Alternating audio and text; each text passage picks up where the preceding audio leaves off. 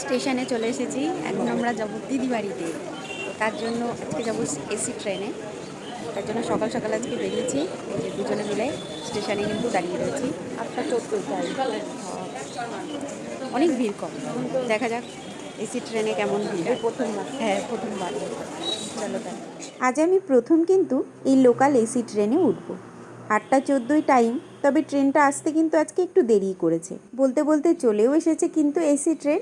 আগে উঠেনি ট্রেনে, তারপর হবে বাকি কথা। ট্রেনে উঠে আপনাদেরকে ট্রেনের ভিতরটা কেমন সেটাও দেখাবো। তো দিদি প্রথমে উঠে গেল, তারপর উঠে পড়লাম আমি।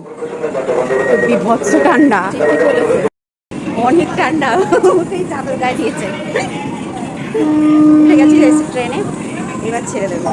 বেশিক্ষণ দাঁড়ালো না, বেশিক্ষণ দাঁড়ালো না। ট্রেনে উঠে বুঝতে পারলাম কিন্তু বেশ ঠান্ডা, কারণ চারিদিকটা দেখলে আপনারাও হয়তো বুঝতে পারবেন সবাই মোটামুটি কিন্তু ওড়না হোক বা কিছু যেটাই পাচ্ছে চাদরের মতন মুড়ি দিয়ে গায়ে দিয়ে বসে আছে। আর এই সোজা এখান থেকে কিন্তু সোজা ট্রেনের এ মাথা থেকে ও মাথা পর্যন্ত যাওয়া যাবে। সকলেই আজকে ট্রেনের মধ্যে বলছিল আজ নাকি ট্রেনে ঠান্ডাটা একটু বেশিই লাগছে। আর সকলেই দেখুন মোটামুটি কিন্তু চাদর মুড়ি দেওয়ার মতন ওড়নাটা গায়ে দিয়ে বসে রয়েছে। আর সামনে এই বোনটি কিন্তু একেবারে সোয়েটার চাদর দুটোই গায়ে দিয়ে বসে রয়েছে। কথা বলতে বলতে আরেকটি স্টেশন এসে গেল আর ট্রেনটা দাঁড়িয়ে পড়ল।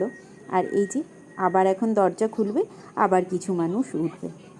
তবে আমরা কিন্তু উঠেছিলাম মহিলা কামরায়, যেটি একদম ট্রেনের প্রথমে এবং শেষে দুটি কামরা রয়েছে। আর এদিকে কথা বলতে বলতে চলে এলো টিটি কাকু, আর সঙ্গে সঙ্গে বের করে ব্যাগের থেকে দিয়ে দিলাম টিকিটটা।